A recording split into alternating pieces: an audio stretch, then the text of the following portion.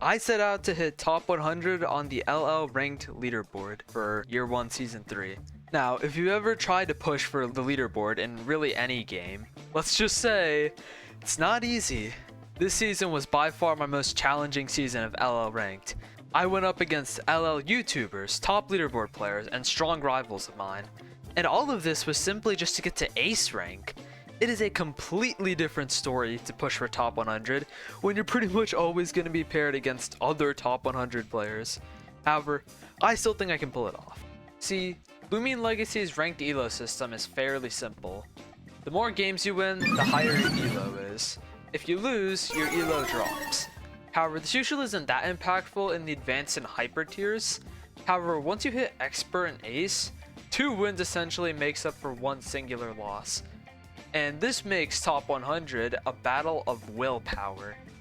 It'll take a very good team and especially very good play to even get close to top 100. I think now is a good time to mention what team I'm actually using. If you haven't watched my Ace Rank Year 1 Season 3 video, I'd recommend watching that, since the team I used to get to Ace Rank is the team I've used to get this far in the race to top 100. However, there are a few key adjustments I've made that I'll discuss in a bit. Right now, here's the team. I'm using a bulky offensive team that uses bulky pivots paired with strong damage dealers. The idea behind my team is to position my damage dealers to wear down my opponent's team and eventually start taking KOs. The first Loomian on this team is Dakuda. Its role is to wall break and deal loads of damage while also being versatile enough to tank neutral hits and 1v1 most melee attackers. I'm using a power cuff set that utilizes Dakuda's ability Brute Force with very strong attacks in Torrential Slash and Venom Slash. I'm also using Bulk Up to increase my damage and Slap Down to get rid of pesky items like Restrictive Armor and Milkshake. My Dakuda is also trained to be as fast as possible with the nimble nature while also maxing its damage output on the melee side, and then giving it a little bit bulk and energy. The next Loomian on my team is Ikazune. Its role is actually a little bit different from the usual.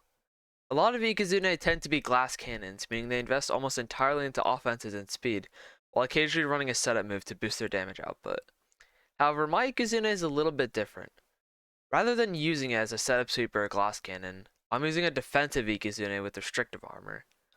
It sounds totally crazy, but I can utilize Ikazune as a bulky pivot with already great offenses, especially against the infamous core of Soulburst, Krakaloa, Luminami, and Lashent.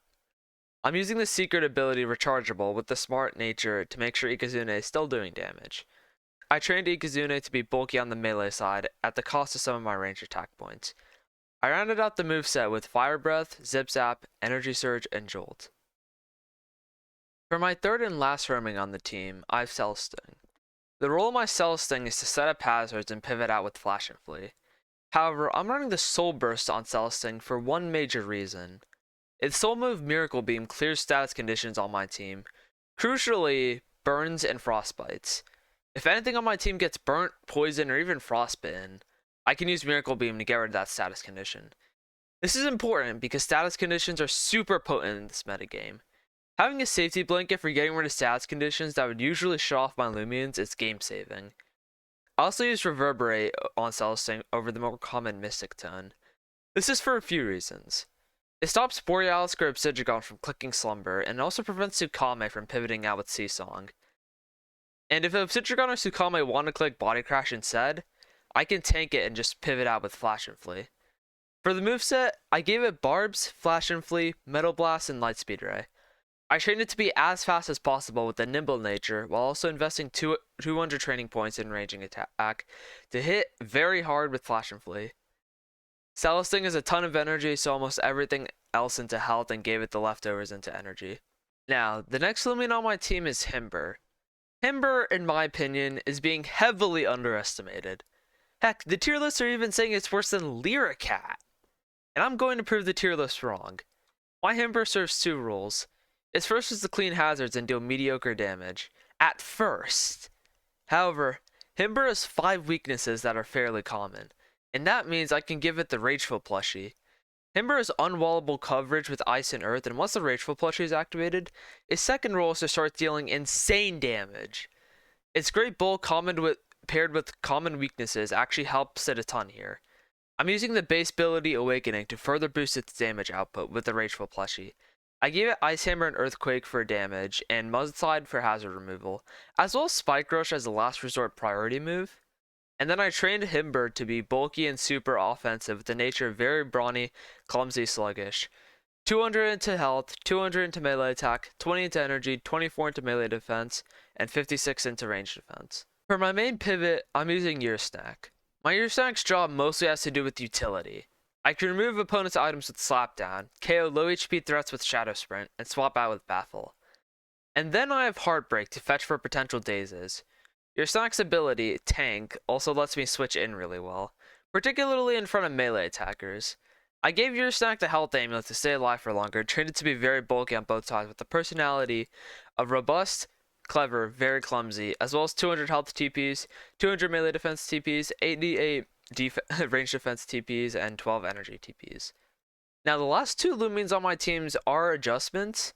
Initially I had Totap and Venilin these last two slots, but they struggled against what was popular in the meta, so I had to switch them out. In their places I added Dregadine and Rancidor. I'll first talk about Dregadine. Dregadine is here not only to clear opposing hazards, but to prevent my opponent from getting rid of hazards that I set up with Cell Sting. Dregadine and Cell Sting also have really good type synergy, with Dregadine resisting the Earth, Dark, and Brawler types that Cell Sting is weak to, and Cell Sting resisting the Light and Ice types that Dregadine is weak to. The Dregadine I'm using is a bulkier set. I'm not using the Soul Crystal, and I'm instead using Milkshake to help it survive as long as possible. I gave it a personality of very smart, frail, tender, to ensure that Dregadine still does respectable damage. Lastly, I rounded out the moveset with Draco Beam, Jetstream, Eggstorm, and Teardown, with 200 ranged attack TPs, 200 speed TPs, 40 energy TPs, and 60 health TPs. For the last member of the team, we have Rancidor. Rancidor is here not only for damage and speed, but to also poison more defensive vaults like Gas Stroke and Eliguana. The moveset consists of Energy Break, Muck Blast, Peace of Mind, and Poison. I'm also using Ancient Essence over the more standard Archaic shell, just to make Energy Break more versatile to click. I gave Rancidor a personality of very nimble, frail, and foolish, and trained it with 200 range attack TPs, 176 speed TPs, 88 health TPs, 20 energy TPs, and 16 melee defense TPs. Now that the team breakdown is out of the way, we can move on to the matches. My current ELO is 1343, meaning if I can win the next 3 consecutive games, I should be guaranteed for top 100 by the end of the season. The challenge is, I can be paired up against literally anyone. The matchups, however, is what I'm more worried about. My first matchup is scary. My opponent has a Fire, Water, Grass Core of Lashent, Krakaloa, and Luminami. That's fine, I prepared for this. However, the other 4 Loomians are scary. My opponent has a Tyrex that will basically invalidate Rancidor. My opponent has a Zulong that can one-shot Dakuda. My opponent has a Mutagon that does so much damage to my team, and even with the adjustments I made, I have no safe way of switching into Mutagon. The last one is Borealisk, which is going to be ridiculously hard to get rid of, and if I don't conserve my damage dealers, it can run away with the game. You can tell by the way I'm describing this that it's a very nervous matchup. There's way too much uncertainty, and one bad move could lose me the game. However, I'm not going to win if I treat this like an uphill battle. So I just have to use my experience against these familiar matchups to my own advantage. My opponent leads with Zulong as I lead with Cell Sting. I make the switch into Ikazune and my opponent clicks Ancient War. Oh god.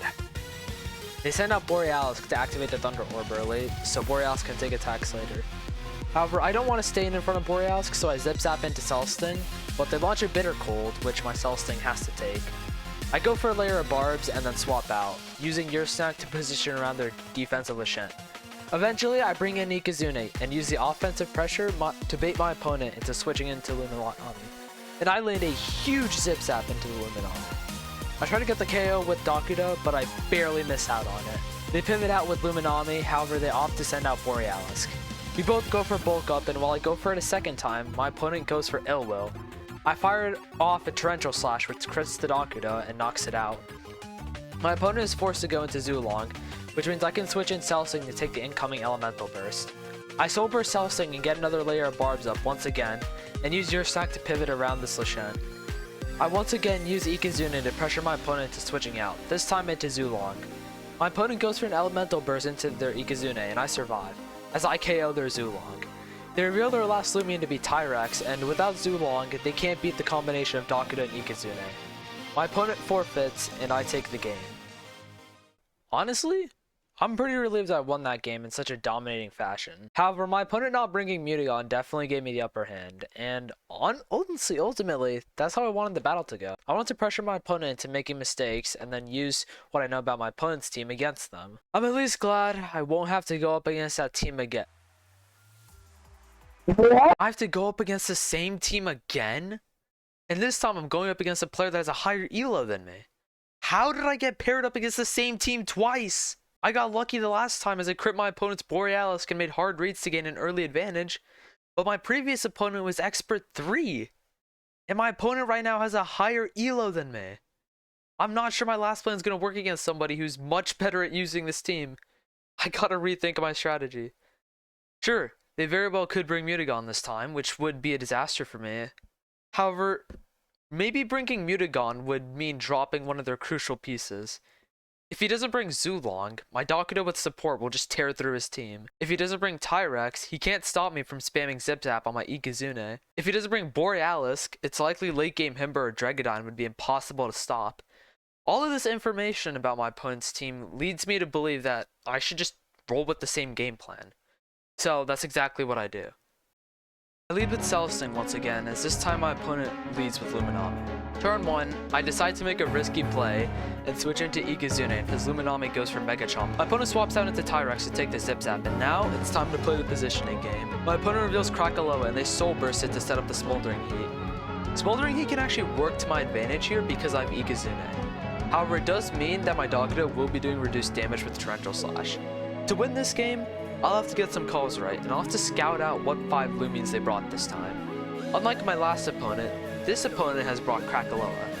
And this means they have 2 Loomians unrevealed in the back, and one of them I suspect is definitely Zulong. Maybe they left Lashent behind and brought Luminami or Mutagon. Until I figure out that information, I have to preserve my Loomian's health. To my surprise, they send out Borealis in front of my Ikazune. However, this Borealis is extremely bulky, and despite the Smoldering Heat, Fire Breath only does about 40%, and my Ikazune gets hit with Bitter Cold. I'm gonna have to figure out a time to clear the Frostbite later, but right now, I can't let this Borealis start disrupting. I send out Cell Sting to prevent Borealis from clicking Slumber, and I set up 1 layer of barbs. They bring in Luminami, but since my Ikazune is Frostbitten, I can't use it to pressure the Luminami. I instead decide to pivot into Year Snack to position around for a few turns. And I find a perfect opportunity to trap my opponent. Let's look at the position currently. There's 1 turn of Smoldering Heat left, and their Luminami is staring down my Dokudo. If they switch into Krakaloa, they'll be out of position and they'll just let me get a free attack off. If they switch into Tyrex in front of a potential slapdown, Tyrex essentially becomes useless against everything I have. If they switch into Borealis, they'll most likely give me another free attack and a chance to start clicking Bulk. They have to stay in this turn and to try and prevent me from getting a second attack off. And this means I can get rid of Luminami's item, and this will make it extremely susceptible late game to my offense. As I remove Luminami's restrictive armor with Dokudo, they reveal their last Loomian to be Zulong, which means I don't have to worry about the stupid Lashent, and I especially don't have to worry about that wretched Mutagon. And my opponent has brought the 5 Loomians that favor me the most. Krakaloa sets up the Smoldering Heat, and I spend a few turns positioning around this Krakaloa. Eventually, I see an opening. I go for Miracle Beam to get rid of Ikazune's Frostbite, but to my surprise, Zulong swaps in and gets completely sniped by the Miracle Beam. We saw what happened last game when my Dokudo had free reign without Zulong to stop it. And now, I'm totally free to do the same thing this game. I just have to get rid of Krakaloa to ensure I don't let my opponent back into the game. I learned that the Tyrex isn't specialty boots, and that means Tyrex is no longer a threat this game. I use Dokudo's Torrential Slash to KO the Tyrex, and my opponent sends out Luminami. The Luminami survives Venom Slash, and Krakaloa is pivoted in to set up another Heat Wave. I see an opportunity when my opponent clicks Slumber on their Borealis, allowing me to click Bulk Up with Dokudo for free. I get another Bulk Up active and save up some more energy. However, now that all my opponent's remaining Loomians are in danger of being KO'd by Dokudo, the Luminami is all he has left to stall out my energy. However, with the +2 melee attack, I easily KO Luminami and sweep the rest of the team. Well, I'm very surprised I beat the same team twice, and once again, I didn't drop a single Loomian. I haven't used either of my adjustments yet either, but I know for a fact that they definitely contributed to both of my battles, since they pressured both of my opponents into not bringing Mutagon. However, now I'm just one win away from guaranteeing my spot in top 100. And I'm so close, but if I lose the next game, everything I worked hard for is just going to start slipping away again. The truth is, I've been in this situation before. In Season 1, I was one game away from securing my spot in top 100. However, I lost and I was never able to recover my highest elo from that season. I really don't want the same thing to happen here. I have so much faith in this team, and I've taken down so many strong players with it. And this team has what it takes. From novice to advanced to hyper to expert to ace, and to this point, my team is what has helped me win. It sounds dramatic, but after battling so much with this team, I know that if I lose, it will be because of my decision making, not because my team is bad. That's how much faith I have in this team. Regardless of who I'm paired up against, I'm ready. I take a deep breath and cue into my next match, and I'm met with a familiar face, Skelly John. I've played against this person one time before, and they were running a very similar team. However, I'm positive they've gotten better since then, so this match won't be as easy as last time. I decide to take an unusual approach. I'm going to leave behind my two weakest Loomians in this matchup. This might not sound like a huge surprise, but because that's what's expected. However, in this matchup, it matters a lot. This is a Bana Haste team, so having one Loomian in an awkward position can put me in bad situations. If I know what struggles in this matchup the most, I can quickly narrow down what I should leave behind in this matchup. My opponent has both Festifer and Colossotrops, so Celesting is probably not very good here. My Ear Stack also can't click Slapdown in front of a Scorching Skin Krakaloa or Frail Armor Colossotrops, which means I'll have to bring the other 5 Loomians in this matchup. Himber, Ikazune, Dakuda, Rancidor, and Dregadine. It's time for potentially the final battle to top 100. I lead with Rancidor as my opponent leads with Oxydrake. I swap into Himber as my opponent clicks Vice-Jaws, which activates my Rageful plushie. And now, my opponent has to commit resources into getting rid of my Himber, which is the perfect time to deal as much damage as possible. I launch both an Earthquake and an Ice Hammer into the Cosmere Encased, as my opponent sets up Bane of Haste. However, this is a really awkward time for my opponent to set up Bane of Haste. Think about it. Himber is threatening a potential knockout with Ice Hammer, and nothing on my opponent's team wants to switch in to take it. Same deal with Earthquake. If it lands into Krakaloa or Moriel swapping in, I'm gonna pick up a KO on the following turn. My opponent sets up Icicle Trap as I knock out their Cosmere. 4 Loomians stand between me and top 100. Now I have to stall out their first round of Bana Haste. Krakaloa is sent out, and despite the fact my Himber is +2 melee attack, I decide to swap out into Ikazune to take the incoming Flare Blast. However, I take way more damage than expected. This Krakaloa is probably more offensive than usual, and that means I'm probably going to have to be more careful using Ikazune on following turns. I go for Zip Zap at the cost of taking a huge eruption and bring out Rancidor. I attack with Rancidor as Krakaloa goes for Dark Surge and the Bane of Haste ends. Oxydrake swaps in and sets up Bane of Haste once again as I swap into Ikazune to get rid of the Icicle Trap. And now I have to stall out a second round of Bane of Haste. However, I'm making progress. I bring in Dakuda to tank a Vice-Jaws and an Outburst while I land a Torrential Slash onto Oxydrake.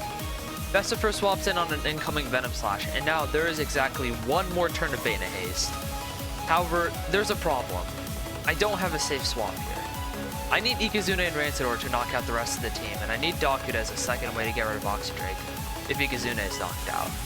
I could give up Himber, however on a potential Timber Thrash it makes a lot more sense to swap into Dregadine. So that's what I do. But to my absolute shock, Festifer goes for a chill boosted Raging Tackle which one-shots my Dregadine. However, Bane of Haste is gone at just the perfect time. I have enough offense that my opponent simply just can't get a Bane of Haste again. And now, it's time to hit my opponent with everything I've left. I knock out Festifer with Ikazune's Fire Breath. 3 more Loomians stand between me and top 100. I knock out Oxydrake with Energy Surge. 2 more Loomians stand between me and top 100. Moriel is revealed as the last Loomian my opponent brought, and I sacrifice Ikazune to launch a Fire Breath into Moriel. I send in Rancidor and finish off the Moriel with Monk Blast. Exactly 1 more Loomian stands between me and top 100. Krakaloa is sent out, and I knock it out with my Rancidor's Energy Surge. The battle is over, and I've secured my spot in top 100 of LL Ranked Season 3. If you made it this far, thank you for watching. If you feel like this video is worth your time, please consider subscribing. I'm on the road to hit 1,000 subscribers by the end of the year, and I'm gonna need your help to do it. I'm posting this video to celebrate my 5th anniversary of my YouTube channel, and also as one of my most proudest accomplishments in LL. Let me know if you want more videos like this, and I will see you guys in the next video. Peace.